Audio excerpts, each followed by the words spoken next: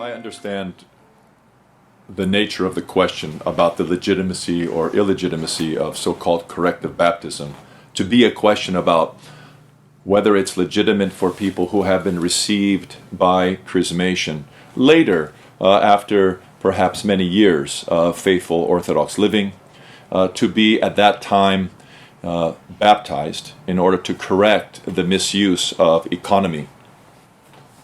I have serious questions about that. I do know that there are many elders on the Holy Mountain of Athos who suggest these things, and we have even wonderful, deeply revered monasteries here in America that also suggest these things. Nonetheless, I am left with questions. Would Father Seraphim Rose have been correctively baptized? Would our monks have written a letter to St. John of Shanghai informing him that they were going to fix his mistake in receiving Father Seraphim Rose that way? Would St. Elizabeth the New Martyr have been correctively baptized? I think that is a very sensitive question. I completely understand why monks throughout the world and on the Holy Mountain have no need for economy. Nobody goes to a monastery for economy.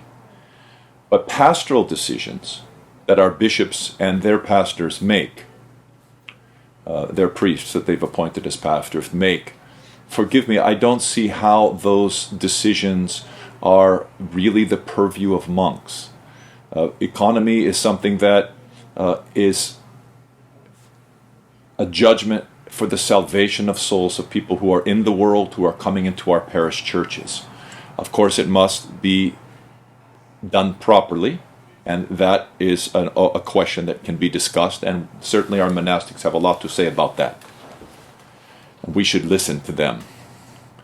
But I don't think it's at all a clear question, and we should be very, very careful. And if I was a monk, I would be exceedingly hesitant to suggest that the pastoral decisions of this bishop or that bishop were so insufficient that I myself was going to insist on people who had been received by economy to be baptized.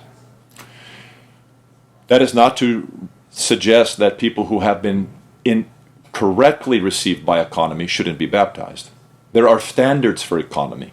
If a person has not been baptized in the name of the Holy Trinity, in immersion with water, if those things are not true, then it is impossible to economize. One of the abuses that I see today is the economizing of evangelical Christians who on principle refute the sacramental nature of baptism.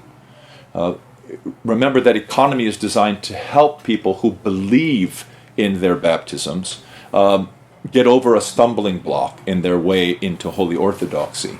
That's not to suggest that they don't need to develop an Orthodox ecclesiology and a proper understanding in time about what the non-existence of sacraments outside the church, but this has never been considered by the church a necessity of knowledge to receive someone into the church.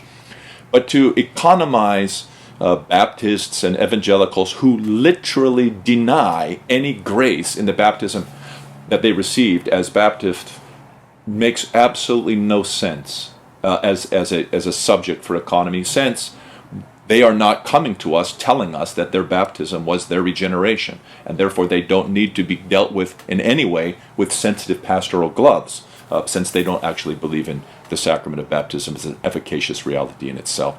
In my opinion, that is a tremendous abuse of economy. All of those people, of course, traditionally, historically, should be baptized, in my opinion.